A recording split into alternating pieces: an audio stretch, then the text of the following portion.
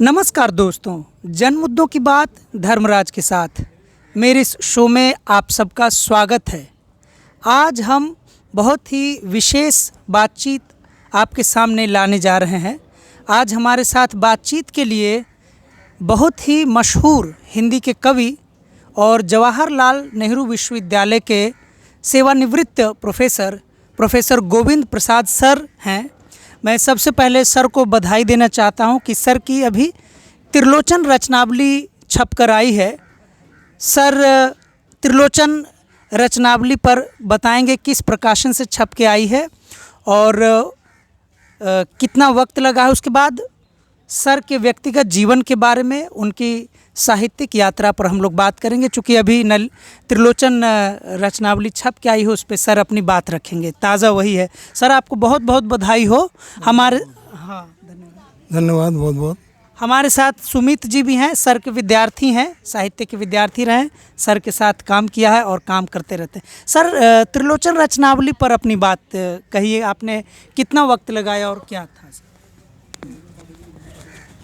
देखिए, त्रिलोचन जी से मेरा अनुराग जो है वो लगभग 30-35 साल पुराना रहा है। अभी मैं जेएनयू में नहीं आया था, उससे बहुत पहले। जेएनयू में कब नहीं आए थे? ये 1992 की बात है। 92। मैं उस समय एमफिल और पीएचडी का विद्यार्थी था दिल्ली विश्वविद्यालय में।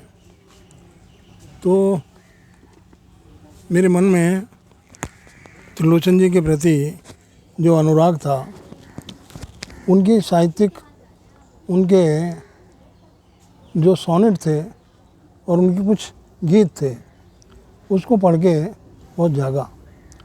तो मैंने अपने मन में एक योजना बनाई कि त्रिलोचन जी पे आलोचना की कोई पुस्तक मुझे दिखाई नहीं पड़ी। तो मैंने मन में ठानी कि त्रिलोचन जी से मिला जाए और उनके ऊपर कोई पुस्तक संपादित की जाए।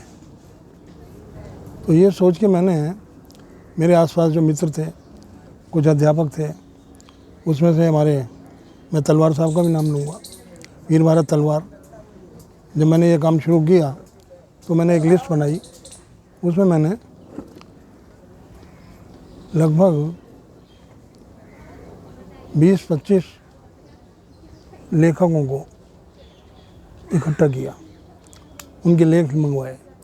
उसमें यानी शमशेर जी से लेके, मुक्तिबोध से लेके, रामविलास शर्मा से लेके, माने जो सारा पुरानी पीढ़ी थी वो, फिर उसके बाद नए कवियों की लिस्ट। उसमें पुरानी में रेणु भी थे और ये रामविलास जी भी थे और सब काफ़ी लोग थे। शमशेर जी का, मुक्तिबोध का लेख था। ये सब बड़े महत्वपूर्ण लेख थे। इन लेखों को मैंने कहीं कहीं से पत्रिकाओं से बटोरा, चुनाव किया।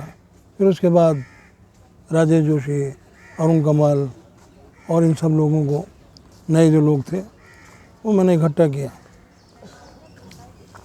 और 92 में ये पुस्तक छप नहीं सकी।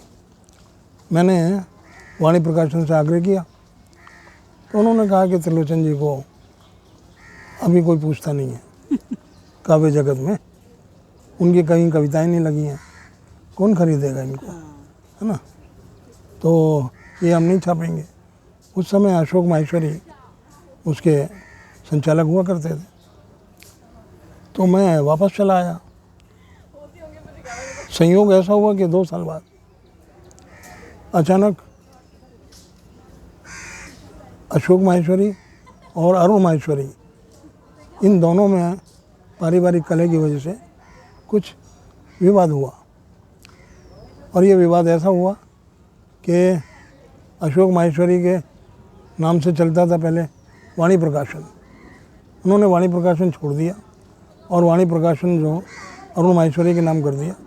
और उसी समय एक घटना और हुई, थोड़ा इतिहास में मैं ले जा रहा हूँ आपको। ओम प्रकाश जी हुआ करते थे राधा कृष्ण के मालिक, उनका बेटा एक अरविंद हुआ करता था, जो बाद में नेशनल इसका ये डायरेक्टर भी बने थे। तो वो उनकी तो डेथ हो गई थी। हालांकि उस प्रकाशन पर शमशेर जी भी काम कर चुके थे और शमशेर जी को बहुत ही बुरी तरह से निकाला गया अरविंद के ज़माने की बात है। अरविंद ने वो राधा कृष्ण प्रकाशन बेच दिया और उस बेचे हुए प्रकाशन को अशोक माहेश्वरी ने खरीद लिया और वाणी प्रकाशन अपने छोटे भाई को दे दिया। तो इस तरह से अशोक माहेश्वरी, अरुण माहेश्वरी और उनकी माँ, ये 3 हिस्से हो गए। इसमें से 2 हिस्से अशोक माहेश्वरी और उनकी माँ एक साथ थी। अरुण माहेश्वरी के जिम्मे वाणी प्रकाशन आ गया। वाणी प्रकाशन जो अशोक माहेश्वरी, ये अरुण जो थे, वो पहले सप्लाई का ज़्यादा काम करते थे। उनको प्रोडक्शन का कोई अंदाज़ा नहीं था कि वो यहाँ उस समय इतना भी नहीं जानते थे। आज तो अरुण माहेश्वरी बहुत बड़े प्रकाशकों में, उस समय वो ये भी नहीं जानते थे एक फर्मे में कितने पेज होते हैं। 16 पेजों का एक फर्मा बनता है। तो उन्होंने गद्दी संभाल ली। मैं उस समय काफ़ी पहले से, सालों से वाणी प्रकाशन का आर्टिस्ट था। तो अशोक माहेश्वरी तो चले गए। अशोक माहेश्वरी ने क्या किया, वो कुछ पांडुलिपियाँ ले गए, ब्लॉक वॉक के सब कुछ ले गए। अब ये बिल्कुल अनजान, किताब कैसे छपती है, कहाँ जाती है, क्या होता है, कुछ नहीं पता। तो इनके पास एक व्यक्ति आए सज्जन कलकत्ता से, डॉक्टर महेश नाम था उनका, क्या नाम था, जो कहानीकार थे। एक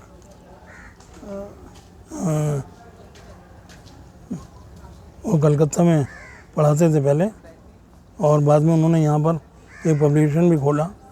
मैंने उनका डिज़ाइन भी बनाया। बहुत सज्जन व्यक्ति थे, अंग्रेजी अच्छी जानते थे। पहले इसमें काम करते थे वो, ये मायापुरी प्रेस में अंग्रेजी से हिंदी अनुवाद करते थे। अभी आ जाएगा नाम याद। तो वो प्रोडक्शन इंचार्ज होकर अरुण माहेश्वरी के प्रकाशन पर आ गए। तो उन्होंने मुझे बुलाया, अरे भाई, कहले गोविंद जी, मुझे आपकी बहुत ज़रूरत है। हमने कहा ऐसा क्या हुआ। वो कहने लगे कि वो मुझे आपकी ज़रूरत है डिज़ाइनों के लिए। मैं ऐसे ऐसे वाणी प्रकाशन पे अरुण जी के साथ काम कर रहा हूँ और मुझे डिज़ाइन चाहिए बहुत सुंदर सुंदर। मैंने कहा तो हो जाएगा, कोई ऐसी बात नहीं है। तो उन्होंने मुझसे कहा कि तो आप कभी आ सकते हैं डिज़ाइन लेके। तो हम गए उनके आग्रह पर। तो अरुण जी ने कहा अच्छा गोविंद जी आप ही हैं। मैंने कहा हाँ। तो कहने लगे भाई, उन्हें कुछ चिढ़ हुई, उन्होंने उनको मना कर दिया कि नहीं मैं इनसे डिज़ाइन नहीं बनवाऊँगा, ये तो भाई के डिज़ाइन यही बनाते थे। हम वापस चले आए। 1 हफ्ते के अंदर एक खबर आई, उन्होंने ही बुलाया मुझे, जो उनके प्रोडक्शन इंचार्ज थे। तो वो कहने लगे कि अरे भाई वो जल्दी आ जाओ आप। मैंने कहा क्या हुआ। कहले वो अरुण जी आपको याद कर रहे हैं। मैंने याद कर रहे हैं, क्या हुआ। कहले नहीं वो आपसे बात करना चाहता हूँ। वो कहने लगे कि मुझे पता चला है आप 2 साल पहले त्रिलोचन जी के ऊपर कोई पांडुलिपि लेकर आए थे। मेरे पास कोई पांडुलिपि नहीं है, तो मैं चाहता हूँ आप मुझे अपनी पांडुलिपि दें, मैं छापना चाहता हूँ। मैंने बताया, मैंने कहा वो पांडुलिपि तो 2 साल पुरानी है। कहले अभी आपने दी तो नहीं किसी। मैंने कहा नहीं। कहले आप मुझे दे दीजिए, मैं छापना चाहता हूँ। खैर साहब, संक्षेप में यह कि वो उन्होंने वो छापी। तो 94 में वो पांडुलिपि, मुझे नाम कोई सूझा नहीं, मैंने अपनी तरफ से एक नाम रख दिया त्रिलोचन के बारे में। अच्छा। तो ये 1994 में साहित्य की दृष्टि से मेरी यात्रा का पहला आरंभ था। त्रिलोचन जी से मैंने शुरू किया और उसमें बड़े लेख थे, उसमें 25-30 पेज तो मैंने लेख लिखा भूमिका के रूप में, और अंत में मैंने एक लेख जिसकी सहजता प्राण है इस शीर्षक से दिया। और अंत में एक मंगलेश जी से मैंने कहा था लेख के लिए वो नहीं दे पाए समय पर, तो मैंने कहा कि कोई बात नहीं, आपसे एक इंटरव्यू कर लेते हैं। उन्होंने अपना एक इंटरव्यू दे दिया, वो मैंने शामिल कर दिया। वो पुस्तक आज भी काफ़ी मतलब विद्यार्थियों के बीच में पढ़ी जाती है वो। उसके बाद फिर मैंने धीरे धीरे अपना कुछ काम शुरू किया। मैं मूलतः तो कविताएं लिखता था और मेरा पहला संकलन तैयार हो चुका था। तो वाणी ने वो मेरा पहला संकलन कोई ऐसे शब्द नाम से छापा। जब ये छप गया तो इसकी वर्ष के जो अंत में समीक्षाएं आती हैं, जो अच्छी पुस्तकें होती हैं, उसमें इस संकलन का नाम था। और भोपाल से जो पत्रिका निकलती थी उसमें इसका बहुत बड़ा अच्छा रिव्यू आया, अखबारों में भी आया, 4-5 किताबों में एक किताब ये भी थी। तो इस तरह से मेरी काव्य यात्रा शुरू हो गई।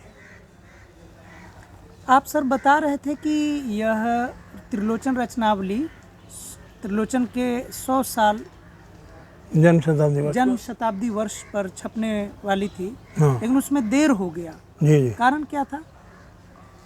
कारण आप जानते हैं कि राजकमल प्रकाशन जो है बहुत, उनके एक प्रकाशन तो नहीं है, अच्छा, सिस्टर पब्लिकेशन कहीं है उनका। अब राजकमल के साथ साथ उनका जो है अब इलाहाबाद वाला जो है वो भी प्रकाशन उन्हीं का है ना। और पूरा उद्योग उनके हाथ में है, मतलब प्रकाशन का। मतलब व्यापारिक कारणों से देर हो गया। व्यापारिक उसमें कारणों आपकी से कोई भूमिका नहीं, हमारी कोई भूमिका नहीं। हमने उनसे कहा था, असल में इस योजना के पीछे एक छोटी सी कहानी है। असल में पहले ये रचनावली का संपादन करना था केदारनाथ सिंह को। अच्छा, तो त्रिलोचन जी के जो बहू हैं उषा सिंह, तो उषा सिंह के प्रति बहुत स्नेह था, क्योंकि सारा लेखा जोखा उषा सिंह ही देखती थी उनका, रॉयल्टी वगैरह का, ये वो प्रकाशन का, छपने का। तो उषा सिंह ने किया इनको, केदार जी को, कि आप त्रिलोचन रचनावली हमारे लिए तैयार कर दीजिए। ये बात हमें उन्होंने बहुत बाद में बताई। तो देखा, अब केदार जी भी कवि रूप में प्रसिद्धि पा चुके थे और वो भी समय अब उनके पास भी था। तो हमें उषा जी ने बाद में बताया, गोविंद जी मैं थक गई हूँ, मैंने केदार जी को इतना कहा, हाँ करते रहे, मैं करूँगा, मैं तो त्रिलोचन जी का शिष्य रहा हूँ, ये, लेकिन अंततः उन्होंने नहीं किया और मेरे घर पर आए। पहले उन्होंने मजबूरी जाहिर की, त्रिलोचन जी का साहित्य नहीं है मेरे पास, उनके काव्य संग्रह कहीं कहीं दूर से छपे हैं, कोई बनारस से छपा है, कोई कहीं से छपा है, तो हमारे पास है नहीं। तो हमने सारी किताबें संग्रह उन्हें दस्तयाब किए। उपलब्ध कराने के बाद वो महीनों सालों उनकी लाइब्रेरी में पड़े रहे, उन्होंने एक अक्षर नहीं लिखा। कई साल बीत गए। इन्हीं दिनों में त्रिलोचन के काफ़ी करीब हो चुका था, उनके ऊपर मेरा आलोचना में लेख छप चुका था, नामोजी ने छाप दिया था और भी किताब आई चुकी थी।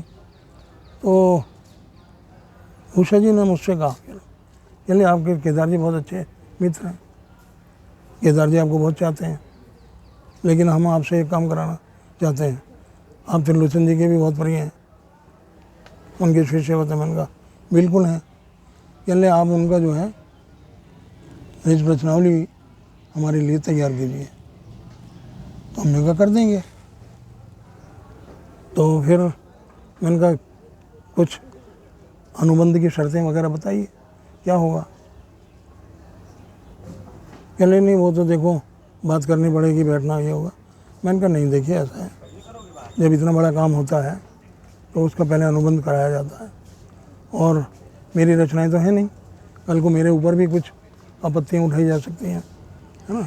तो आप ऐसा कीजिए, अगर आप ये काम मुझसे मेरे माध्यम से कराना चाहते हैं तो आप कीजिए। राजकमल प्रकाशन से एक लिखित पत्र मेरे नाम भिजवाइए और उसमें बताइए कि ऐसे ऐसे गोविंद जी हम आपको त्रिलोचन शास्त्री की रचनावली का संपादन का कार्यभार सौंप रहे हैं और उस संबंध में हम आपको इतना इतना ये सब देंगे।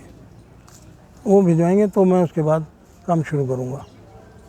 और आप जानते हैं रचनावली का काम है, समय तो लगेगा। तो मैंने उनको लगभग साल के अंदर अंदर सारा काम करके दे दिया, और 1 साल बचा था या 2 साल, तो ये समझ के 2017 मतलब जन्म शताब्दी वर्ष में 2017 से 1 या 1.5 साल पहले हाँ आपने दे दिया अपनी तरफ पहले दे दिया। हाँ ये समझ के कि छपने में समय लगेगा, हाँ तो इनके पास रहेगा, इनको बना रहेगा मन में कि छापना है, जी तो 2017 तक उनकी जन्म शताब्दी वर्ष के ऊपर हम इसको लोकार्पित कर देंगे। जी मन में ये मंशा थी और उन्हें बता भी दिया गया था।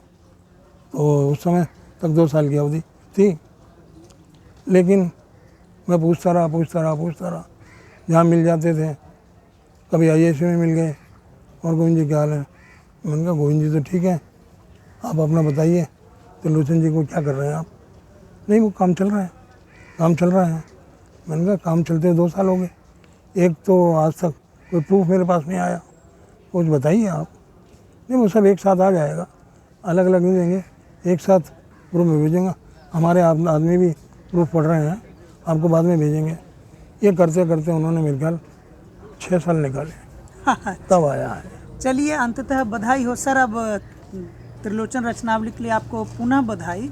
अब धन्यवाद बहुत बहुत। हाँ सर, आप शुरू करते हैं अब आप पे बातचीत। आप सर जवाहरलाल नेहरू विश्वविद्यालय में प्रोफेसर के रूप में आने के पहले ही आप एक कवि के रूप में स्थापित हो चुके थे। आप एक पेंटर, बहुत कम लोगों को पता है जो साहित्य की दुनिया से जुड़े हुए हैं, क्योंकि सर लो प्रोफाइल हाँ सर लो प्रोफाइल रखते हैं, तो बहुत सारे मतलब लोगों को नहीं पता है कि जवाहरलाल नेहरू विश्वविद्यालय के हिंदी विभाग में, भारतीय भाषा केंद्र के हिंदी विभाग में गोविंद प्रसाद जी जैसा एक बेहतरीन चित्रकार, डिज़ाइनर, कवि और बेहद मार्मिक और संवेदनशील इंसान जीवन भर नौकरी कर गए, और कभी हमने नहीं देखा अपने 12-13 साल के JNU के अनुभव में कि सर के इर्द गिर्द कभी कोई भाव भंगिमा, हाव भाव बहुत ही महानता वाली बनाई गई हो।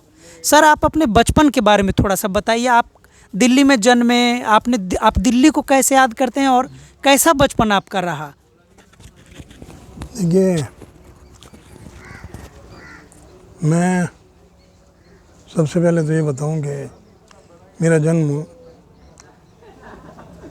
बाजार सीताराम दिल्ली 6 का है, जो कुछ लोग आजकल उसे पुरानी दिल्ली के नाम से भी जानते हैं।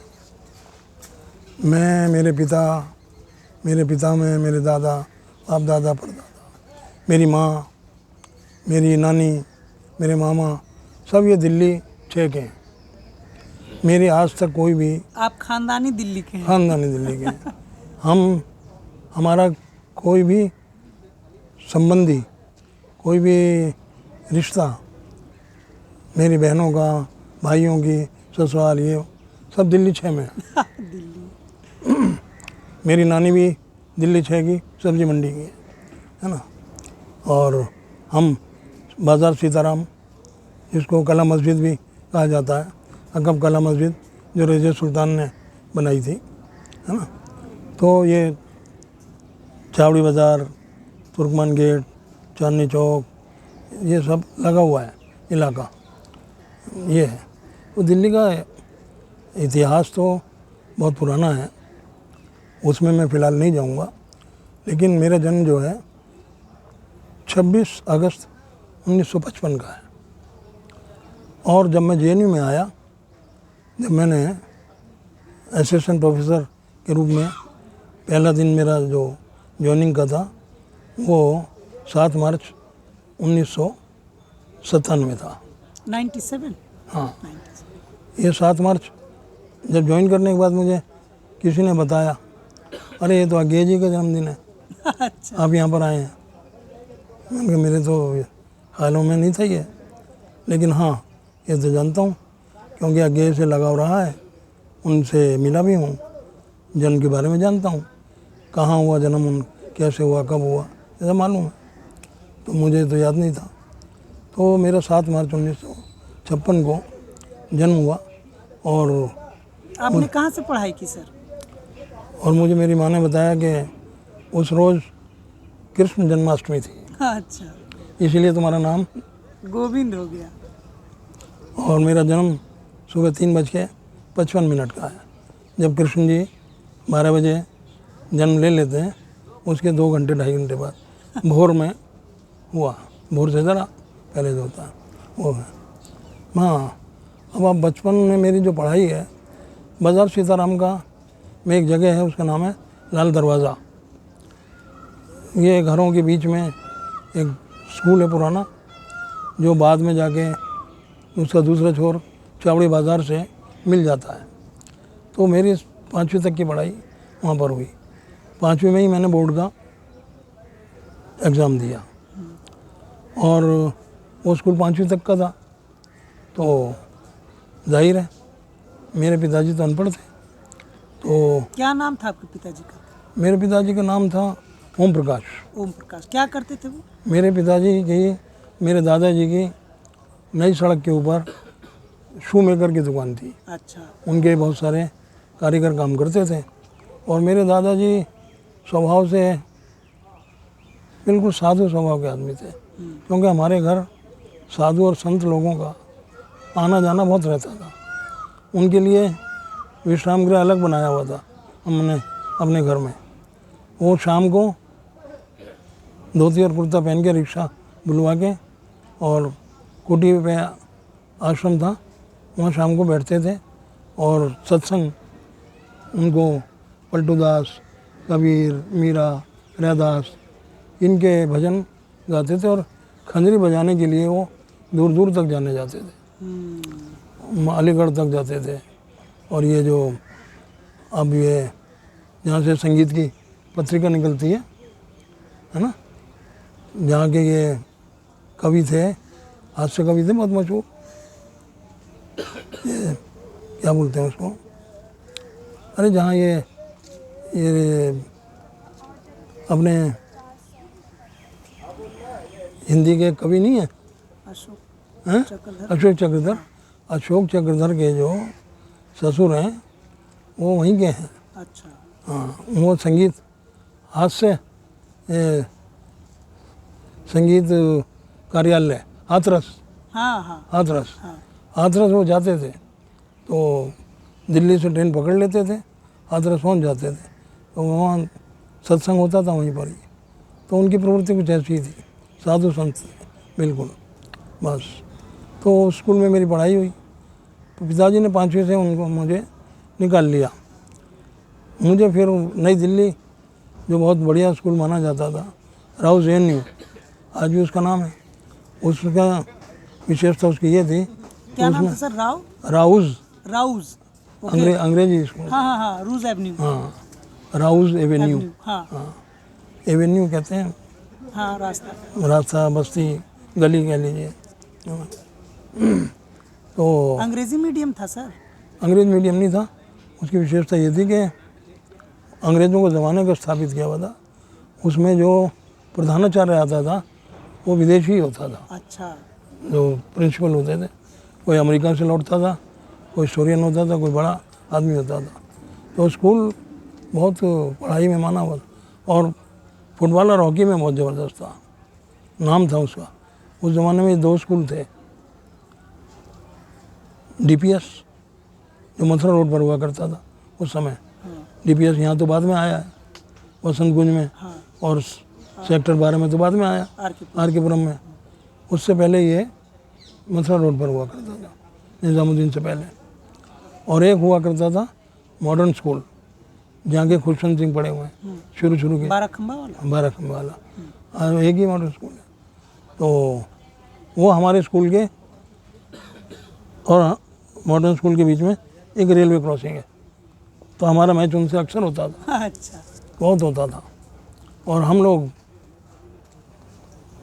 गरीब लोगों का स्कूल था, अंग्रेज वो पब्लिक स्कूल था, हमारा तो सरकारी स्कूल था। अच्छा, तो हमारे जो बच्चे थे सारे फुटबॉल नंगे पाँव से खेलते थे, वो जूतों से खेलते थे जो फुटबॉल के जूते होते हैं ना, हाँ, वो निकली होती हैं, स्पोर्ट्स शूज। शॉर्ट शूज होते हैं वो। खैर काफ़ी होता रहता था। तो वो खैर स्कूल बहुत अच्छा था। तो मैंने हायर सेकेंडरी वहाँ से किया, और हायर सेकेंडरी में भी मैंने ये दिया, बोर्ड का एग्ज़ाम दिया। आंध्रा स्कूल में मेरा सेंटर था और बड़े अच्छे नंबर मिले मुझे, फर्स्ट क्लास से भी ऊपर मिले। बस ये मेरी पढ़ाई हुई। इसके बाद फिर अलग तरह का जीवन है मेरा, बहुत अलग तरह का है। जैसे सर अलग तरह का मतलब क्या? असल में उन दिनों मेरे घर की हालत बहुत ख़राब हो गई थी। अच्छा। आर्थिक। दादाजी तो सिधार चुके थे, दुकान हमारी जो थी कारखाना सब खत्म हो गया था, और घर में इतनी आर्थिक तंगी हो गई कि रोटी के भी लाले पड़ गए। मुझे जूते और चप्पल बनाने का काम करना पड़ा, बाज़ार में जा के बेचता था, पटरियों पर बेचता था। बहुत काम किया मैंने, अभी तो बताने में संकोच तो नहीं होना चाहिए, लेकिन फिर भी ऐसी बातों को क्या बताना, छोड़िए इन बातों को। तो किसी तरह से मैंने, मेरा मन उस समय ये था कि मैं पेंटर बनूंगा। पिताजी ने मुझे एक दो बार डांटा भी कि पहले बोर्ड का परीक्षा पास करो अच्छे नंबरों से, अच्छे नंबर आएंगे फर्स्ट क्लास तो तुम्हें जो है टीचर ट्रेनिंग में दाखिला मिल जाएगा। टीचर ट्रेनिंग में फॉर्म भी फर्स्ट क्लास वालों को ही मिलता है, हर एक को नहीं मिलता। तो मेरा फर्स्ट क्लास आ गया था, मुझे फॉर्म मिल गया, मैंने एडमिशन ले लिया, लेकिन मेरा मन माना नहीं। कहाँ एडमिशन लिया सर? दरियागंज में अच्छा। टीचर्स ट्रेनिंग ऑफ इंस्टीट्यूट, ये है शिक्षण प्रशिक्षण संस्थान, ये नाम है उसका। वहाँ मैंने लिया, तो वहाँ दिन में जाता था और शाम को जो है मैं फिर पेंटिंग वेंटिंग के चक्कर में घूमता रहता था। बस दिमाग पे वही भूत था। तो फिर मैंने जो है 2 साल की ट्रेनिंग पूरी करी। वो 2 साल की ट्रेनिंग ऐसी थी कि सारे गांव के आदमी ज़्यादा थे, जितने दिल्ली के आसपास गांव लगे हुए हैं, कोंडली, बुआना, है ना, ये सारे ये लोग थे। तो वो हम उनसे बोली बानी में अलग ही थे। अब क्या करते, हमें वो काम ऐसे दिए गए, तकली से सूत काटो, चरखे से सूत काटना, दरी बुनना, लकड़ी रंदा चलाओ, ये करो वो करो, वुड वर्क, पेपर वर्क, ये सारे काम। तो मन नहीं लगता था। खैर किसी तरह हम कविताएं लिखने लग गए थे, एक हम और एक हमारा मित्र चंद्रमान, हम दोनों कविताएं लिखते थे। वहाँ से जो है बंक मार के रिसेस के अंदर, वहाँ से दरियागंज से सीधा राजघाट चले जाते थे। राजघाट के घास के मैदानों में एक दूसरे को कविताएं सुनाते थे। फिर शाम को हमें कॉफ़ी हाउस का बड़ा चस्का था, 10वीं क्लास से ही मैं कॉफ़ी हाउस जाता था। तो कॉफ़ी हाउस में बैठते थे, तो कॉफ़ी हाउस से फिर हमें थोड़ा उर्दू के उस्तादों के साथ सानिध्य मिला, उनके साथ बैठने का, शायरी सुनने का, बातचीत का। शायरी में दिलचस्पी तो पहले थी, पुरानी दिल्ली होने की वजह से उर्दू में ज़्यादा हमारी कोई परेशानी थी नहीं समझने में, तो बैठते रहते थे।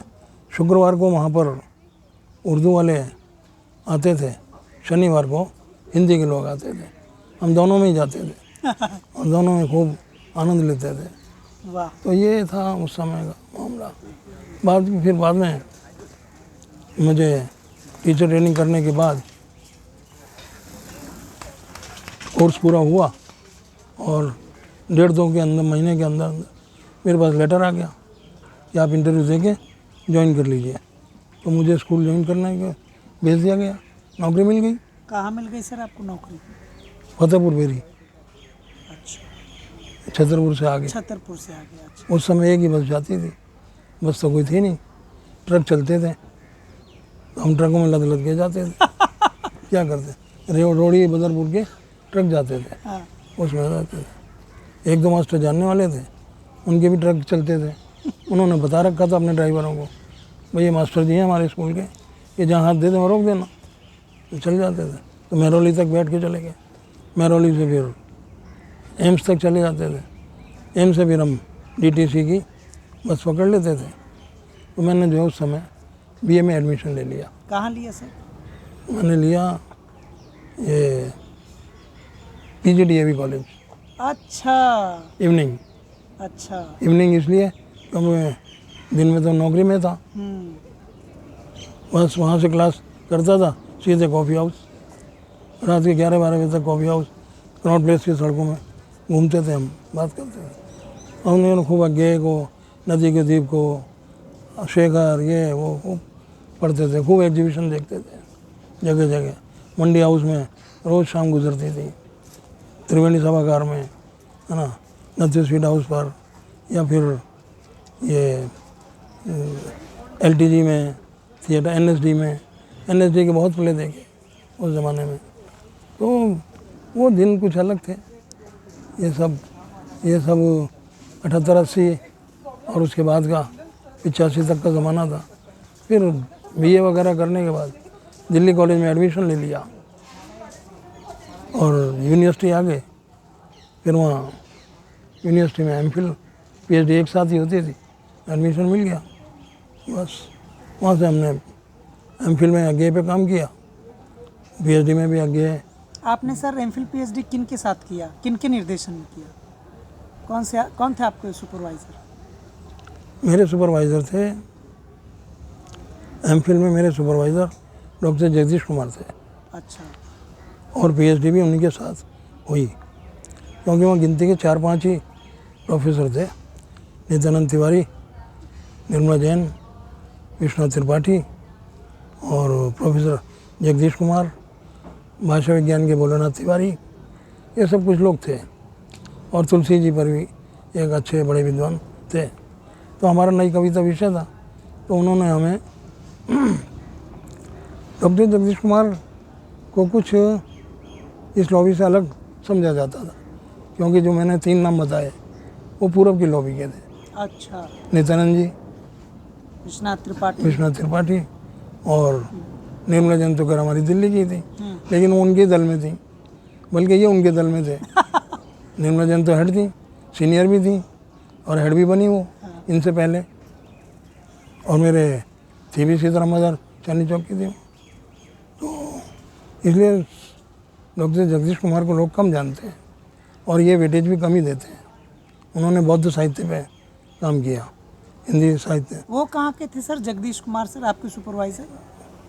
वो थे हरियाणा में एक जगह है, अच्छा, वहाँ के थे। अच्छा। वो उनका निक नेम यही था, जो गोदारा।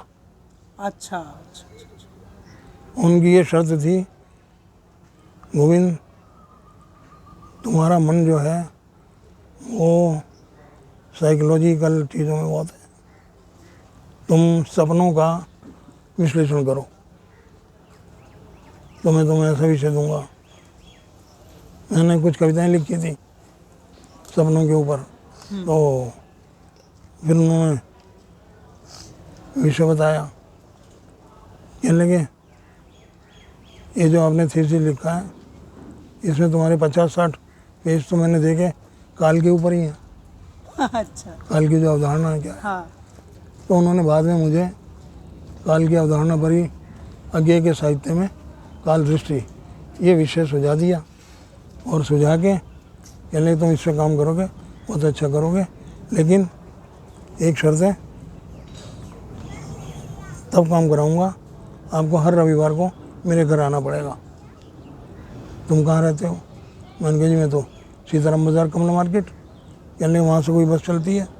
मेरा घर है सरस्वती विहार में, एक बस चलती है 951 रानी बाग की।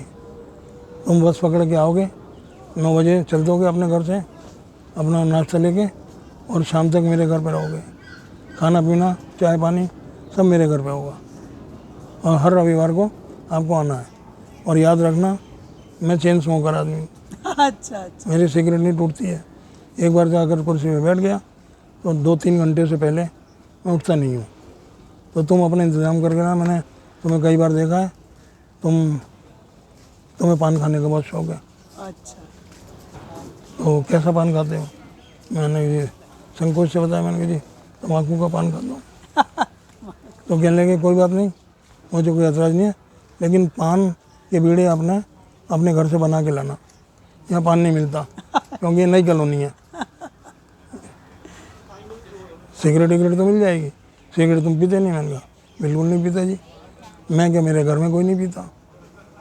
तो उनके घर जाता था, फिर बाद में संयोग ऐसा हुआ, मेरा दुर्भाग्य है कि वो फिर विदेश चले गए, 2 या 3 साल के लिए गए, फिर वो 5 साल वहीं रह गए।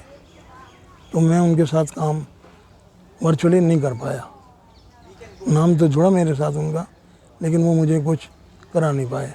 जो काम कराया मैंने 5 साल के अंदर, मेरा रजिस्ट्रेशन भी ख़त्म हो गया, जो री रजिस्ट्रेशन कराया 5 साल के लिए, तब जाके जो है मैंने अपनी थीसिस 92 में अंततः सबमिट की, है ना। और उस समय तक उनकी मृत्यु हो चुकी थी। जब वो लौट कर आए हिंदुस्तान तो वो सदमे में मारे गए। उनके घर में 5 या 6 कत्ल हुए। ओहो। उस सदमे में वो कुछ ही महीनों के अंदर चल बसे। वो मैंने थीसिस आज तक छपवाया नहीं, 352 पेज का है। बस ये यूनिवर्सिटी तक की कहानी थी। फिर यूनिवर्सिटी से 92 के बाद 97 में मैं फ्रीलांसिंग करता रहा, डिज़ाइनिंग पेंटिंग सब करता रहा और कविताएं लिखता रहा। 97 में आके मेरा ये हुआ, नौकरी तो कर ही रहा था। बस जब नौकरी यहाँ में नौकरी मिल गई तो मैंने प्राइमरी स्कूल की नौकरी छोड़ दी। जेएनयू में सर आपको नौकरी कैसे मिली? कैसे मिली का मतलब यहाँ आपने फॉर्म भरा, आपने या प्रोफेसर बनना ही चाहते थे? क्योंकि आपने तो कहा पेंटर बनना चाहते हाँ, थे, लेकिन किसी कारणवश पारिवारिक मजबूरी के कारण आपने तुरंत नौकरी ज्वाइन कर ली, स्कूल ज्वाइन कर लिया जो ज़रूरी था। तो ऐसा था कि प्रोफेसर जेएनयू में कैसे मतलब संपर्क में आए, या जेएनयू आपके समय में जेएनयू की स्थिति क्या थी? बहुत बड़ी यूनिवर्सिटी के रूप में था हाँ, कि बड़ी आपका सपना था कि यहाँ आना है? नहीं, जब मैं यहाँ आया हूँ मैंने उससे पहले जीवन में जेएनयू को भी देखा ही नहीं था। अच्छा।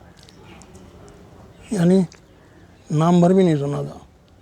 लेकिन मैं दिल्ली विश्वविद्यालय में डूटा की जो ये थी उसमें सक्रिय था मुरली बाबू के साथ। अच्छा। क्योंकि मैं जनवादी लेखक संघ में अध्यक्ष भी रह चुका हूँ, हाँ, उपाध्यक्ष भी रहा हूँ मैं। अब तो मैंने छोड़ दिया। ये तो बहुत कम लोगों को पता है। हाँ, तो दिल्ली विश्वविद्यालय का 22 नंबर कमरा हर महीने के अंदर दूसरे शनिवार को मैं बुक कराता था। चंचल चौहान, कर्ण सिंह चौहान, द्वारिका प्रसाद चारुमित्र, वली सिंह, विनय विश्वास, चंद्रभान, ये सब आते थे।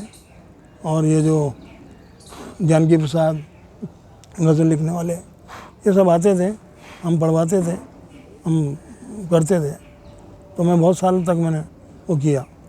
तो हम झंडापुर भी गए, मैंने सफदर हाशमी के साथ भी कविता पाठ किया। क्या बात है। मिरांडा कॉलेज में जब सफदर की जहाँ हत्या हुई झंडापुर गांव में, काव्य पाठ के लिए हम भी गए वहाँ पर रात को।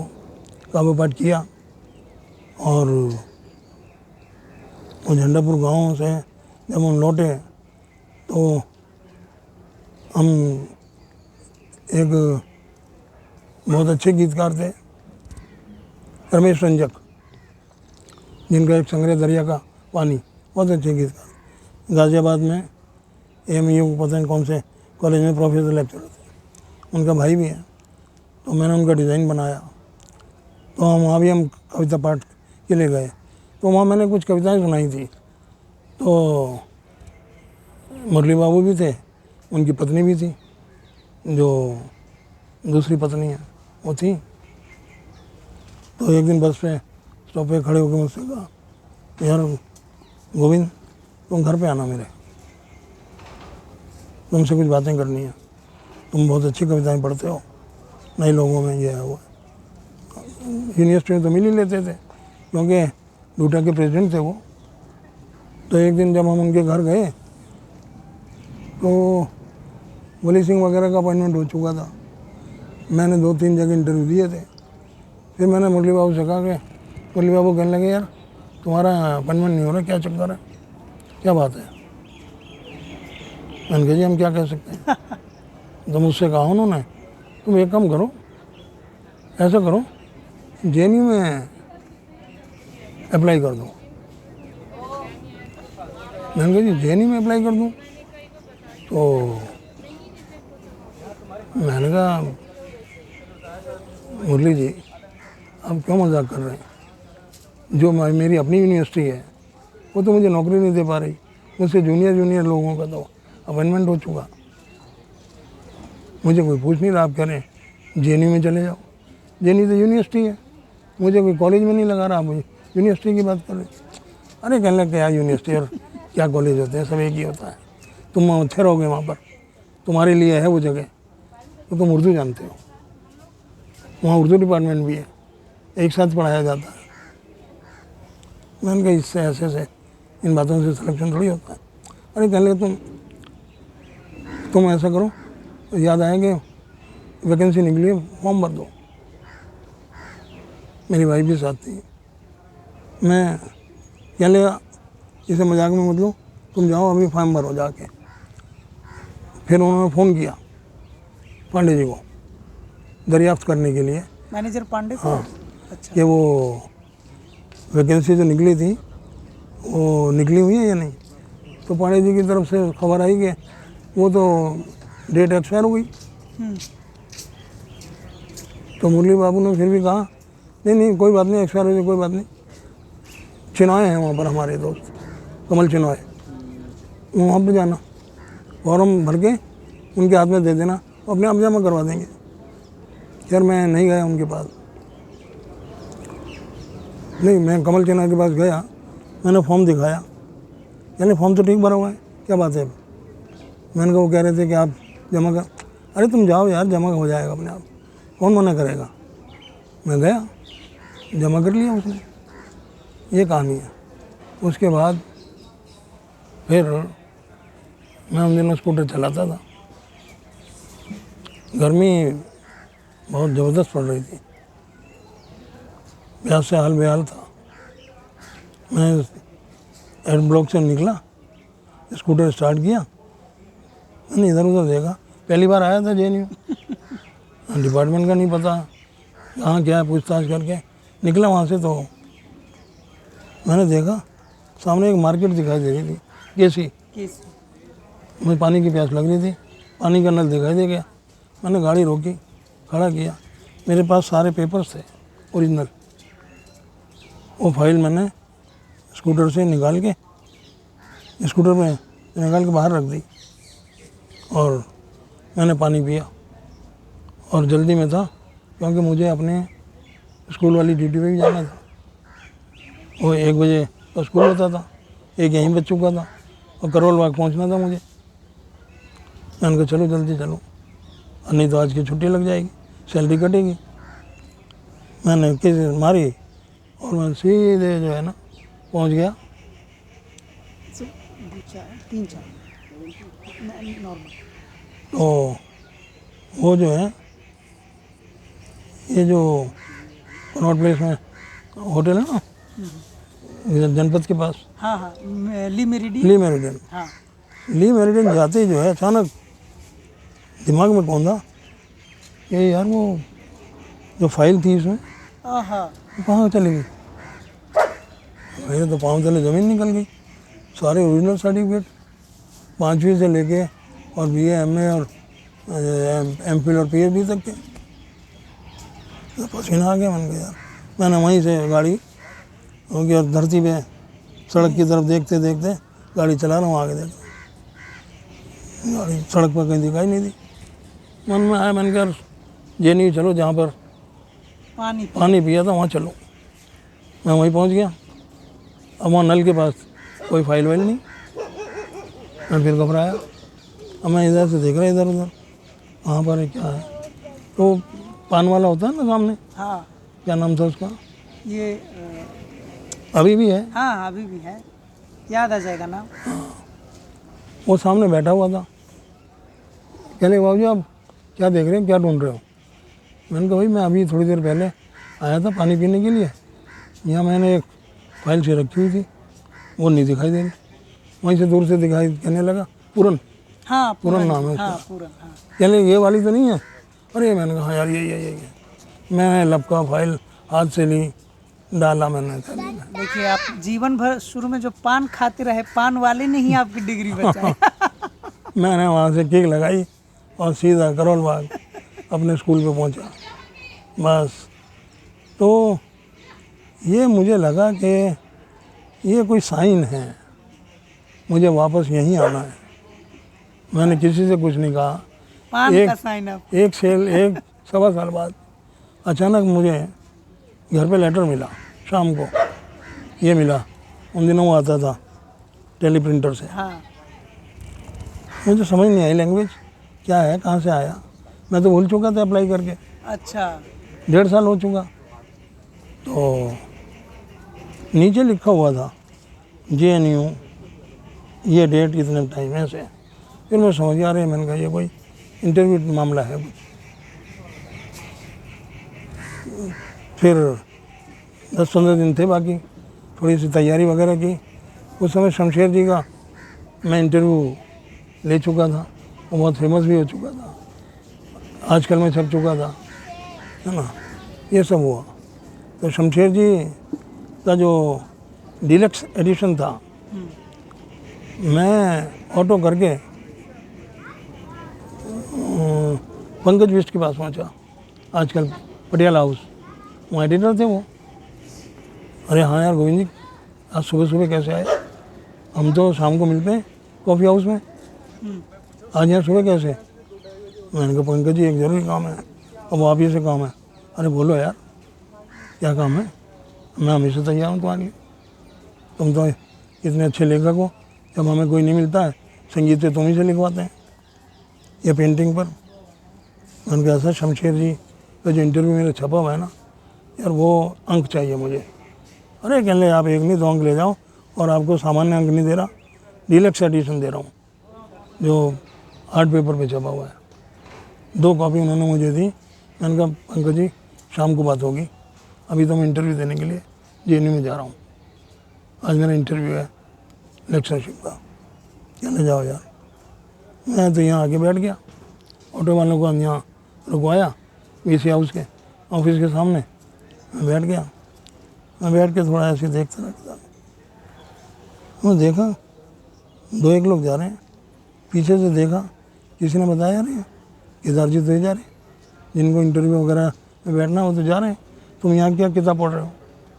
लोग तो वहाँ इकट्ठे हो गए होंगे। मैं भी भागा, अंदर जाके देखा तो 14, 15, 16 लोग इंटरव्यू देने वाले सब बैठे हुए। मैंने बुलाया कि नहीं बैठिए बैठिए बैठिए। तो जो जा रहा था सबको चाय वाय पिला रहे थे, यहाँ की प्रथा। लो जी, हमने कहा भाई सर की चाय वहाँ चाय पीने का कैसे होश हो रहा था वहाँ। तो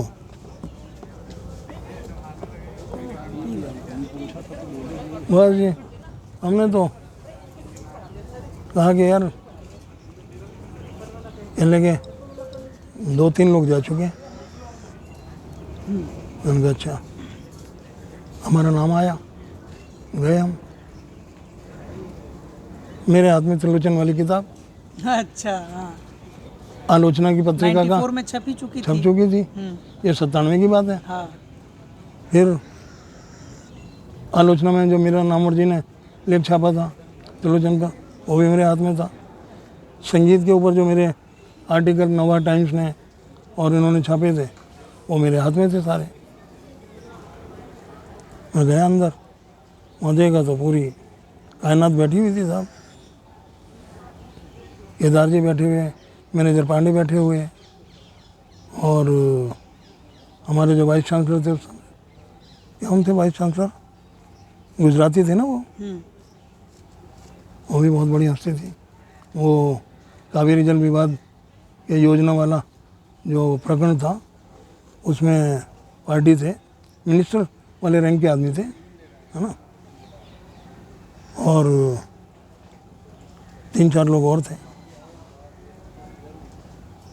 तो इंटरव्यू दिया मैंने, और खूब अच्छा दिया। इंटरव्यू में हमेशा 1 या 1.5 मिनट के बाद जो है एकदम फिर जम के बात करता हूँ।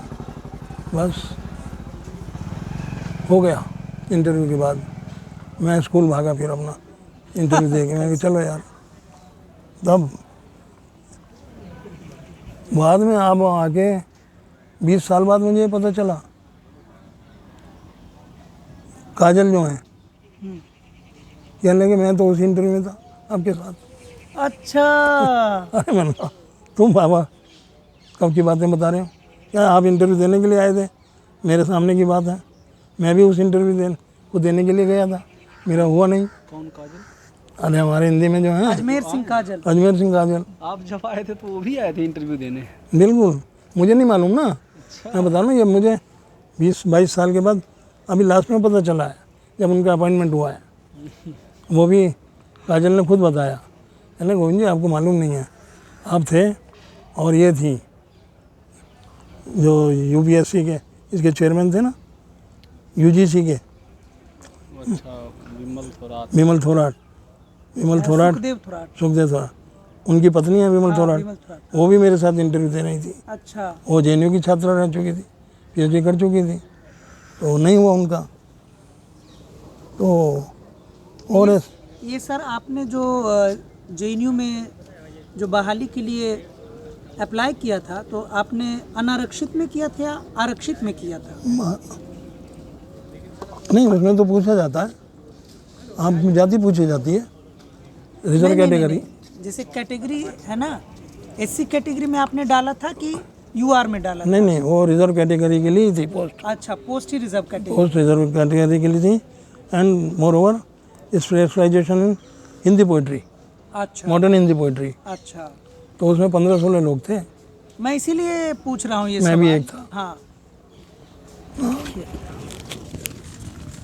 हाँ, मैं ये सवाल इसीलिए पूछ रहा हूँ सर आपकी, आप जैसे इंटेलेक्चुअल को भी, जिनकी साहित्य, संगीत, कला तीनों में महारत हासिल थी, आप जैसा कैंडिडेट जेएनयू के लिए, जिनके पास हिंदी कविता में भी महारत हासिल थी, बहुत ही कम उम्र में आपने अपनी जगह बना ली थी, और उर्दू साहित्य भी, आप इतने बड़े स्कॉलर हैं, आपको पर्शियन लिटरेचर भी आता है, मतलब जो संपूर्ण हिंदी की दुनिया में जो भी संपूर्णता के लिए चाहिए थी, उससे अधिक ही ज्ञान आपके पास था। 97 में आपके काम में था, छपा हुआ था। फिर भी आप जैसे व्यक्ति को भी जेएनयू जैसे प्रगतिशील संस्थान में आने के लिए भी कैटेगरी के पोजीशन का इंतज़ार करना पड़ा। देश में व्यवस्था इसी तरह की है, तो हम क्या कर सकते थे, क्योंकि अब जाति तो छिपाई नहीं जा सकती थी, और नौकरी के लिए मुझे ज़रूरत थी, तो मुझे तो अप्लाई करना ही था। ये संयोग की बात है कि मैं एक्स्ट्रा क्वालिफिकेशन थी, संगीत में मेरे लेख अच्छी पत्रिकाओं में छप चुके थे, तो टाइम्स ऑफ इंडिया में, नवा टाइम्स, इसमें मैंने कुमार गंधर, मल्लिकार्जुन मंसूर, किशोरी मुनकर, इन जैसे लोगों को कवर किया, टाइम्स में, बिल्कुल। इनके ऊपर लेख लिख के मेरी कॉपी वो देखते थे, विष्णु करे उस ज़माने में। स्पेशली मुझे बुलाया वहाँ के ये जो थे अपने, उस समय वो छोड़ के आए थे, बड़ा नाम था इनका, जो बाद में तो इससे पहले तो शायद आगे चीफ एडिटर हो चुके थे, उसके पहले एक ये हुए थे, क्या नाम था उनका याद नहीं आ रहा मुझे। उन्होंने मुझे एक चपड़ासी को भेज के मेरे पास भेजा कि भाई मुझे संगीत के ऊपर जो है एनालिसिस चाहिए, केवल ये नहीं कि फलां घराने के हैं, आज उनका यहाँ पर कार्यक्रम हुआ, ये राग सुनाया, उन्होंने ये बनाया, ये कंपोजिशन गाई, पंडाल जो है तालियों से मंत्रमुग्ध हो गया, ये सब नहीं चाहिए। गायकी का विश्लेषण करना है, वो बताइए, गोविंद जी को भेजिए, मुझसे मिलेंगे आगे। एक रविवार पत्रिका आती थी ना, उसमें से 3-4 लोग छोड़कर टाइम्स ज्वाइन किया था, उनमें से एक थे, नाम याद नहीं आ रहा, उन्होंने ही मुझे अपने पास अब दफ्तर में बुलाया, घर पे पहले आदमी भेजा। जीवन में बहुत उतार चढ़ाव देगी, पर मैं कभी बहुत उसमें नहीं रहा, लोगों के बीच पॉपुलर प्रसिद्धि पाने का मेरा कभी मन प्रसिद्धि नहीं पाने था, की भूख नहीं रही कभी आप। नहीं रही, हाँ। स्पर्धा नहीं थी मेरे अंदर। हाँ। बस मैं चुपचाप काम करता था। आप देखते होंगे मेरी कविताएं अखबार में नहीं छपती, मैं नहीं भेजता। मैं कहता हूँ जिसे लेनी हो पत्र डाल दे, मैं भिजवा दूंगा, मैं नहीं भेजता। किताब भी मेरी अपने आप ही छपती है, बस, है ना।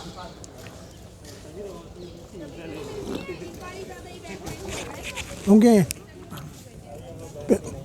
वहाँ भी लड़ाई हुई मेरी, प्रेस में भी। मैंने पत्रकारिता की लाइन इसलिए छोड़ी, वो ये कौन है, इसकी शक्ल तो ऐसी लगी जैसे दिलीप शाह के जा रहा हूँ। नहीं तो नहीं। तो मैंने वहाँ से नौकरी छोड़ी।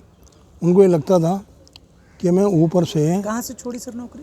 नवा टाइम्स से, नवभारत टाइम्स। ओके। तो मुझे लगता था कि यार ये ऊपर से आदमी हमारे ऊपर बिठाया जा रहा है, बड़ी पोस्ट के ऊपर।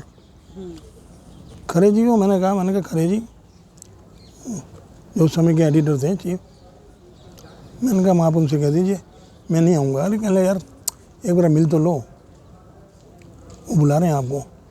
मैंने कहा मैं यूनिवर्सिटी में हूँ, मैं नहीं आऊँगा और मेरा मन नहीं है। अब रात को उन्होंने जो बदतमीज़ी की है ना कुमार गंधर्व पे, मैंने लेख उनके लिख के 12:30 बजे के आसपास मुंह के ऊपर फाड़ के फेंक दिया, तो मैं चला आया।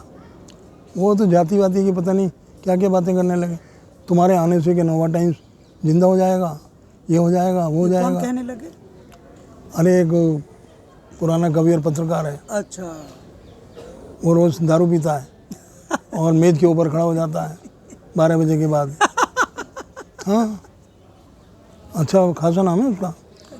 जब मुझे उन्होंने बुलाया तो मैंने खरे जी से कहा, मैंने कहा यार मेरा मन नहीं है यार, मैं अपमानित नहीं होना चाहता, समझे। मैं जहाँ हूँ और मेरा कोई उद्देश्य नहीं है पैसा कमाना। पैसा कमाने के लिए मेरे पास रास्ता है, मैं पेंटिंग करता हूँ और मेरे पास नौकरी करता हूँ, प्राइमरी स्कूल का नौकर हूँ,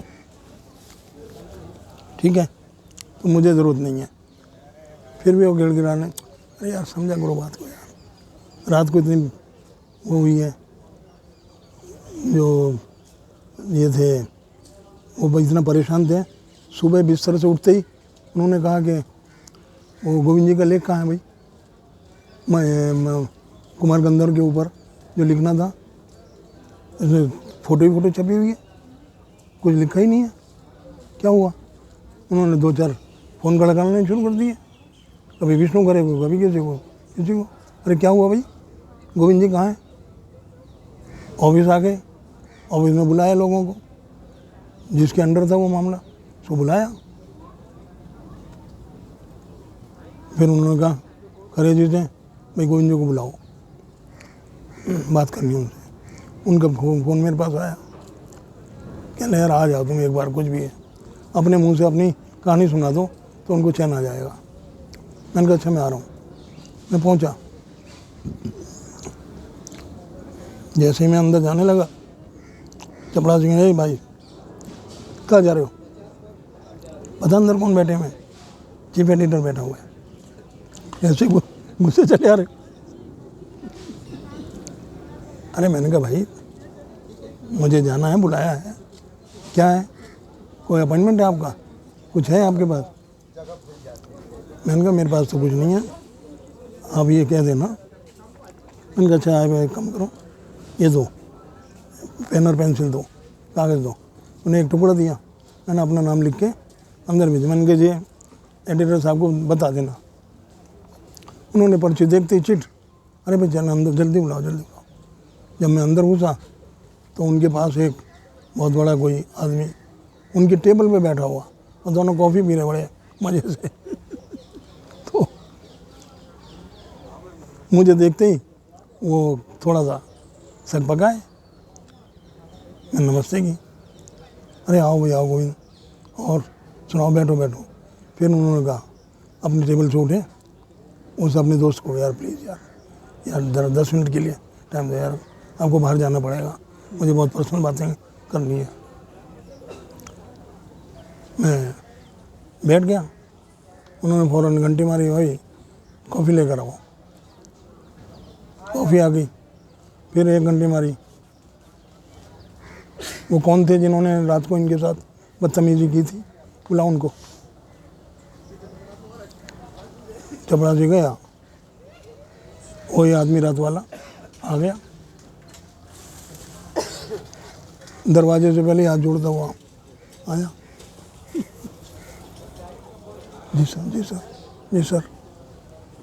भाई क्या हुआ था, मुझे बताइए सारी कहानी, अपने मुझसे बताइए। नहीं सर कुछ नहीं हुआ। नहीं क्या नहीं हुआ?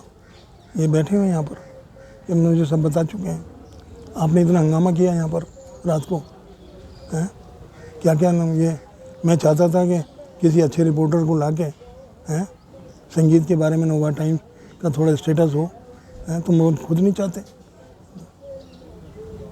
उसे बहुत इधर उधर की सुनाई। फिर हाथ जोड़ के, सर मुझे वो आर्टिकल दिलवा दीजिए, मैं अभी दोबारा छाप देता हूँ। तो मुझसे वो कहने लगे वो आर्टिकल दे। मैंने कहा सर वो तो फाड़ के फेंक दिया मैंने, रात ही उनके मुंह पे मारा था, अब कोई कॉपी वॉपी नहीं है। मैंने कहा इन्होंने ऐसा एक वाक्य का कहने लगे, अब आपको और आता क्या लिखना है, आप एक बार लिख दिया, आपसे अब तो कुछ आता नहीं है लिखना। मैंने कहा मुझे गुस्सा है, मैंने कहा ऐसे दिन में 10 लेख लिखता हूँ। ये कह के मैं फाड़ के मुँह पे फेंक दिया उसके, मेरे पास लेख नहीं है अब, अच्छा देख लेना दोबारा तैयार कर लेना। मैंने कहा नहीं सर अब कोई मन नहीं है। मैंने कहा ये लोग समझते हैं कि मैं पैसे के लिए आ रहा हूँ यहाँ पे। मैंने कहा आप शायद नहीं जानते, मैं पेशे से टीचर हूँ और उसके अलावा मैं फ्रीलांसर हूँ पेंटिंग का, वाणी प्रकाशन, ज्ञानपीठ, राधा कृष्ण, ये सब राजकमल, मेरी किताबों पे डिज़ाइन छपे हुए हैं, मेरे नाम से जाता है। तो मुझे पैसे की दरकार नहीं है, मेरा शौक़ है, म्यूज़िक शौक़ है, म्यूज़िक के घरानों में उठा बैठा हूँ, उनके साथ रहा हूँ, है ना। बस फिर बहुत वो करने लगे, नहीं यार जाते जाते ऐसा है महीने 2 महीने में 1 लेख। मैंने कहा सर अब देखी जाएगी।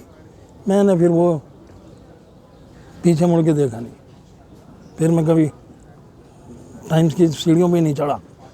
जाओ यार चलो, जो छोड़ दिया। म्यूज़िक का शौक़ है, अपना लिख लेते हैं। अभी ठुमरी पे लिखा, बेगम अख्तर पे लिखा, फिर उससे पहले तलत महमूद पे लिखा, जे स्वामीनाथन पे लिखा, बहुतों में लिख चुके हैं। ठीक है, किताब आए ना आए, जब आती रहेगी, अभी आएगी संगीत पे किताब। 20-20 साल पुराने लेख हैं। तलत की कब डेथ हुई थी, पंकज ने बुला के, यार नुसरत फतेह अली खान का बड़ा नाम था उस समय, जैसी डेथ हुई पंकज ने कहा यार उसकी कव्वाली बड़ी मशहूर है यार, तो लिखो यार, तुम संगीत के आदमी हो, तुम अक्सर बात करते रहते हो। मैंने कहा लिखूँगा, नहीं जल्दी चाहिए 3 दिन में। अरे मैंने कहा यार 3 दिन में थोड़ी लिखा जाता लेख, मुझे थोड़ा सा काम करना पड़ेगा, देखना पड़ेगा उसकी गायकी कौन से खजाने उसकी है, घराने की है, कहाँ का है, क्या है ना, उसकी गायकी में क्या खासियत है, सब मैंने देख लूँगा। अरे फिर भी यार 3 दिन के अंदर दे दो यार, 3 दिन तो नहीं, अच्छा यार 2-3 दिन और ले लो। मैंने कहा एक दिन आया, मैंने कहा 1 दर्जन कैसेट खरीद के लाया हूँ यहाँ से, ये जो कनॉट प्लेस में मार्केट है ना नीचे, टी सीरीज़ की, अपने पैसे से, पालिका बाजार बाज़ार, वहाँ से टी सीरीज़ की 10 का पैकेट आता वो लेके आया हूँ, 2 कैसेट और लेकर आया हूँ कुछ कव्वालियों के। वो सारा मैंने सुना के फिर एक नुसरत पे लेख लिखा, कव्वाली की परंपरा और नुसरत फ़तेह अली खां की गायकी, बड़ा पॉपुलर हुआ लेख। ये 97 के लास्ट की बात है। रिसेंटली आई जॉइन मतलब JNU एट द टाइम। आते ही आपने धूम मचा दी। हाँ, फिर मुझे रेडियो AIR उन्होंने कॉल करना शुरू कर दिया। जब उन्होंने देखा नुसरत पे, तो वहाँ पे 2-3 लेडी के फ़ोन आए, सर ये आपका ही लेख छपा था, क्योंकि वो AIR वाले भी प्रकाशन विभाग है ना, हाँ हाँ है। और इन पंकज का भी वही डिपार्टमेंट है, पटियाला हाउस। तो उन्हें खबर मिली होगी, उन्होंने पूछा होगा कौन है, वो कहने भाई गोविंद एक लड़का है, वो लिखता है। उन्होंने मुझसे संपर्क किया, मुझे रेडियो स्टेशन बुलाया, तो बिठाया, कहने जी ऐसे ऐसे हमें कुछ आप देंगे, हमें नुसरत के ऊपर कुछ दे दीजिए। मैंने कहा बताइए। मैंने कहा रेडियो में रिकॉर्डिंग कितनी देर की है? कहते रेडियो में तो 5-7 मिनट की होती है। मैंने कहा इतने में तो नहीं हो पाएगा। फिर भी मैंने कहा मेरे पास तो 15-20 मिनट से तो कम नहीं होगा। फिर उन्होंने 2-3 रिकॉर्डिंग, फिर उसको सुन के कुछ और लोगों ने, कुछ और महिलाओं ने मुझे वो किया कि आप आइए, हम इस पर चाहते हैं, हम किसी दूसरी गायिका पर चाहते हैं। तो थोड़ा बहुत ऐसे काम किया। फिर मैंने रेडियो भी छूट गया, फिर जाना आना बंद कर दिया। फिर मैं अपनी कविताओं में, और फिर कविता के सम्मुख मेरा पूरी एक किताब आई आलोचना की, वो बहुत पॉपुलर हुई। आज भी वो नहीं मिलती है, आउट ऑफ प्रिंट है, बल्कि उसका पेपर एडिशन छपा, वो भी ख़त्म हो गया। उसमें अज्ञे, शमशेर, मुक्तिबोध, नागार्जुन, केदारनाथ सिंह और केदारनाथ अग्रवाल, इन सब के ऊपर लेख हैं। क्योंकि मैंने उस समय कविता ही पढ़ाता था। बच्चे अक्सर कहते थे सर शमशेर हमें तो समझ में नहीं आते, ना अज्ञे समझ में आते हैं, आप देते हैं लेक्चर बड़ा अच्छा लगता है, लेकिन बाद में भूल भाल जाते हैं। जो आप क्लास में लेक्चर देते हैं, आप इनके आधार पर हमें एक किताब दे दो बना के। थोड़ी बार मैं सोचता रहा, लिखने की आदत थी नहीं, फिर भी मैंने लेख कुछ इकट्ठे किए, लिख के मैंने वाणी को दे दिया। वाणी ने वो किताब छाप दी, पर वो किताब अभी तक खूब चलती है। यही है, बड़ी लंबी कहानियाँ हैं। कहानियाँ तो और कहानियों के भीतर कहानियाँ हैं। हाँ। सर आखिरी सवाल के साथ आज बड़ी लंबी बातचीत हुई है। आपके पास तो साहित्यिक विमर्श का और बातचीत का खजाना है। आप आखिरी सवाल, फिर आज पहला एपिसोड है, अगले एपिसोड में फिर आपसे 1 घंटे बात होगी या ज़्यादा होगी। आखिरी सवाल आज के लिए, इस एपिसोड के लिए, हिंदवी के इंटरव्यू में साहित्य अकादमी प्राप्त कवि, हमारे पुराने टीचर, मेरे पुराने टीचर अरुण कमल सर ने कहा है कि कविताओं की पुस्तक नहीं बिकती है, लोग कविता नहीं खरीदते हैं, तो जो कवि हैं उनकी हालत बड़ी ख़राब होती है। इस पे आपकी क्या टिप्पणी है? कविताओं के प्रति सामाजिक उदासीनता है क्या? देखिए, ये सवाल उतना सीधा तो नहीं है जितना सीधा आप इसका उत्तर चाहते हैं। असल में इस सवाल को कई दृष्टि से देखा जा सकता है, क्योंकि मैं भी प्रकाशन विभाग से 20 साल तक लगातार जुड़ा रहा। मेरा आधे से ज़्यादा दिन जो है दरियागंज में ही गुजरता था प्रकाशकों के साथ। देखिए, ये एक तो इसमें प्रकाशक लोगों का थोड़ा सा एक बनावटी मामला है, ये कहना कि कविताएं नहीं बिकती हैं। ऐसा नहीं है। ये मान लेते हैं थोड़ी देर के लिए कि कविता से ज़्यादा गल्प, उपन्यास, कथा साहित्य, संस्मरण साहित्य बिकता होगा, लेकिन कविता के प्रति उदासीनता नहीं है।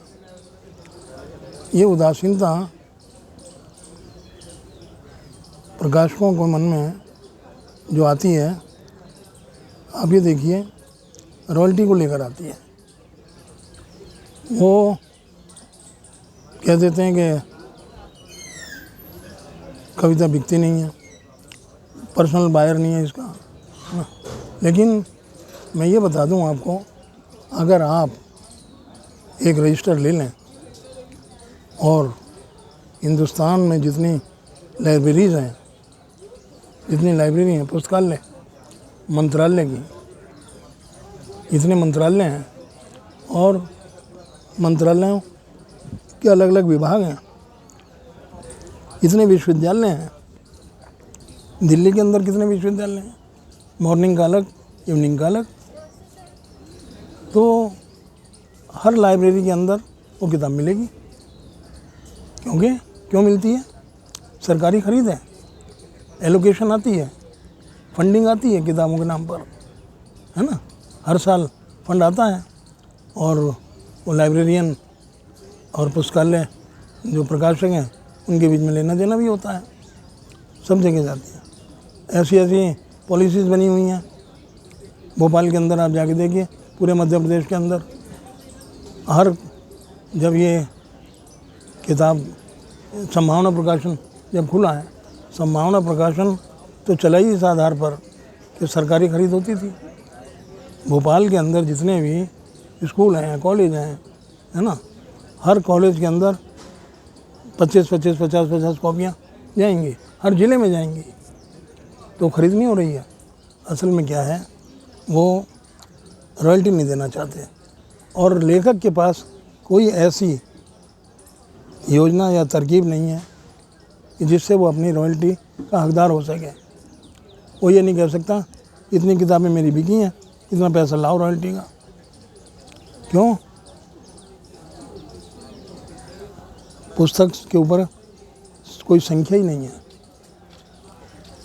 आपने, प्रकाशक ने आपकी 500 किताब छाप ली और आपको 500 बता दी और 1000 छाप ली।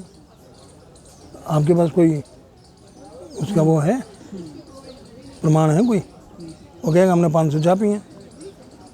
पहले 1100 कॉपी छपती थी, 100 कॉपी बांटने के लिए जाती थी पत्रकारों को, समीक्षकों को, और बाकी जो कॉपी हैं वो प्रकाशक लेखकों को देता था या अपने पास बेचता था और उसके हिसाब से रॉयल्टी मिलती थी। अब जब से बिकने नहीं बिकते 1000 की जगह 500 हो गई। अब 500 की जगह अब तो कुछ लोग 200 कॉपी छापते हैं और रख लेते हैं, क्योंकि अब कंप्यूटर आ गया, उन्हें टाइपिंग की कोई ज़रूरत नहीं है। फॉर्म में निकाले, दोबारा छाप लिया, जब शॉर्टेज हुई जब छाप लिया। दूसरे संस्करण कभी लिखते ही नहीं। हमने तो एक बार अपने मुहिम चलाई, मैंने कहा दूसरे संस्करण की रॉयल्टी होती है, प्रकाशक आपसे अनुमति लेता है। मैं डिज़ाइनर हूँ, मेरा डिज़ाइन अब आपने दूसरे संस्करण पे छापा, उसकी रॉयल्टी दो मुझे। मैंने तो एक बार डिज़ाइन बनाने का पैसा मुझे आपने दिया, बाद में नहीं दिया, ना जितने संस्करण उस पर दिया। अब वो उस किताब का दूसरा डिज़ाइन मैंने बनाया, उसका भी आपने, उसको उन्होंने क्या किया, कलर बदल के छाप दिया, मुझे पैसा ही नहीं दिया, है ना। तो सारा हिंदी प्रकाशन जगत में कहीं पर भी एडिटर नाम की कोई पद नहीं है। एडिटिंग क्या चीज़ होती है? यहाँ तो लेखक लिखता है, प्रकाशक दे देता है। प्रकाशक को साहित्य का कोई लेना देना नहीं है, कोई उसकी दीक्षा शिक्षा है नहीं, वो तो छापता है और छाप के दे देता है, बाज़ार में बेच देता है, सरकारी ऑर्डर आता है, यही सब चल रहा है। और विदेशों में ये थोड़ी है, विदेशों में बाकायदा, विदेशों में क्या, हिंदुस्तान के अंदर इंग्लिश पब्लिकेशन जो हैं उनमें हमेशा एक पोस्ट एडिटर एडिटर की होती है। बड़े से बड़ा राइटर होगा जो नोबेल प्राइज़ भी हो, उसकी भी कॉपी जो है ना एडिट की जाएगी। बिल्कुल। ऐसे ही नहीं है कुछ भी आपने लिख दिया, बाकायदा वहाँ पर जो है ये बनी हुई हैं फ्रांस के अंदर, वहाँ कौन सा लेखक छपेगा कौन सा नहीं छपेगा।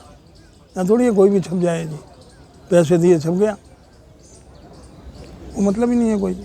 तो यहाँ लेखक की कोई पूछ नहीं है, लेखक का कोई सम्मान नहीं है। नेताओं के मन में ये कवियों के प्रति, साहित्यकारों के प्रति कोई सम्मान नहीं है। एक ज़माने में कभी सम्मान हुआ करता होगा, वो नेहरू युग था, उस समय लोग खुद बड़े बड़े नेता पढ़े लिखे होते थे, साहित्य की समझ होती थी, साहित्य पढ़ते थे, उन्हें कविताएं याद थी, है ना, अंग्रेजी हिंदी उर्दू का उनको ज्ञान था कवियों का। अब आजकल के अब किसी को कुछ साहित्य का पता ही नहीं है। बड़े बड़े नेता शेर बोलते हैं, अब तो मैंने ऐसे देखा है फिल्मों के अंदर कोई पुराना शेर पढ़ रहे हैं, शेर ही गलत पढ़ रहे हैं। अरे भाई तुम करोड़ों रुपए ले रहे हो यार हीरो के, यार उसके हैं, तो तुम्हें शेर बोलना नहीं आ रहा ढंग से। माथा पीटेगा पढ़ने वाला, जिसका शेर है वो भी सोचेगा यार हम किन लोगों के हाथों में हम। तो ये सब सम्मान नहीं है यहाँ पर, इसलिए कौन लेखक बनना चाहता है। आप देख लीजिए, यशपाल हुए, निराला हुए, नागार्जुन हुए, शमशेर हुए, इनको घर तक नसीब नहीं हुआ, गरीबी में ख़त्म हो गए। ये सब इनका कोई घर नहीं था, त्रिलोचन का कोई घर नहीं था। तो ये सब ऐसे ही है। हम बात कर रहे थे हिंदी के प्रख्यात कवि और जवाहरलाल नेहरू विश्वविद्यालय के भारतीय भाषा केंद्र के सुविख्यात प्रोफेसर गोविंद प्रसाद जी से। काफ़ी लंबी बातचीत हुई।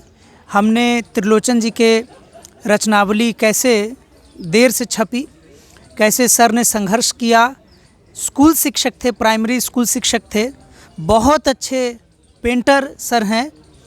इन्होंने जवाहरलाल नेहरू विश्वविद्यालय में जब नौकरी की उसके बाद इन्होंने बहुत सारा काम किया, साहित्यिक योगदान दिया। और सर आप किस वर्ष रिटायर हुए जेएनयू से? मैं दिसंबर 2020 में।